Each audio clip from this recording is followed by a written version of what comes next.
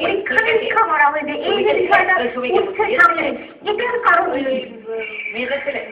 একেবারে তার পরিবারের পক্ষ থেকে যে বলা হচ্ছে তিনি শুধুমাত্র অ্যাজমা পেশেন্ট ছিলেন, শ্বাসকষ্ট জনিত তার যে সমস্যা ছিল সেই কারণে তাকে নার্সিংহোমে ভর্তি করা হয়।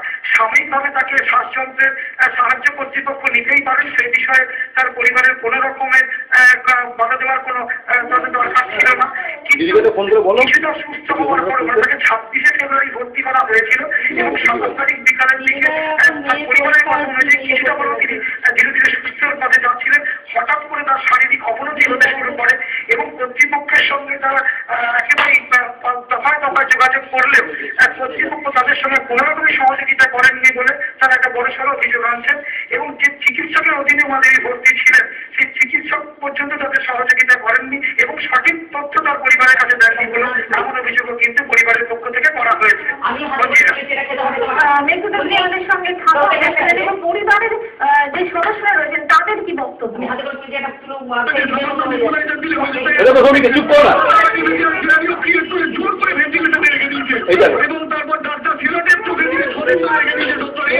সমস্যাকে বন্ধ করুন।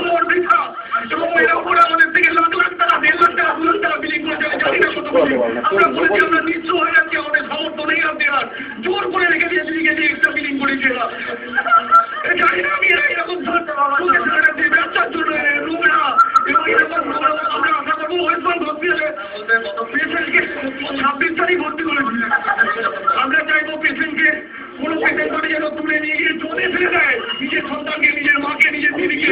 তুমি এখানে যেন না এরকম ভাবে একবার বলছে ব্রঙ্কোনিউমোনিয়া, একবার বলছে ম্যানেঞ্জাইটিস, একবার বলছে এনসেফ্যালাইটিস, ইনফেকশন হলেও হতে পারে, না হলেও হতে পারে।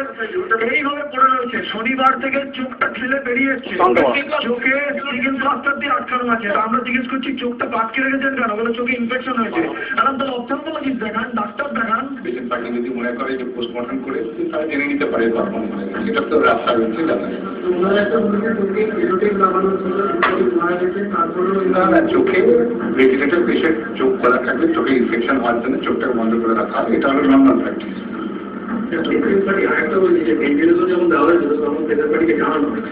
পেশেন্টের হাজব্যান্ডকে জানানো হয়েছিল, আজকে অন্য লোকেরা এসছে তারা হয়তো জানে না।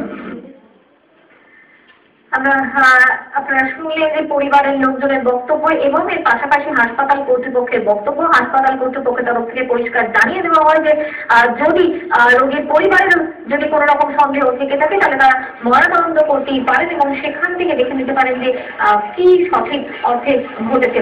আমাদের সেটা ছিলেন আমাদের প্রতিনিধি মেঘদূত রায়। মেঘদূত, তোমাকে অনেক ধন্যবাদ। আমরা এতক্ষণ আপনাদেরকে জানাচ্ছিলাম, আপনারা যে ছবি দেখতে পাচ্ছেন ওয়েস্ট ব্যাংক হাসপাতালের ছবি, যেখানে রোগীর মৃত্যুকে কেন্দ্র করে উত্তেজনা ছড়িয়েছে। আজ ফিরে আসছি, খবরে থাকুন, সঙ্গে থাকুন 24 ঘন্টা।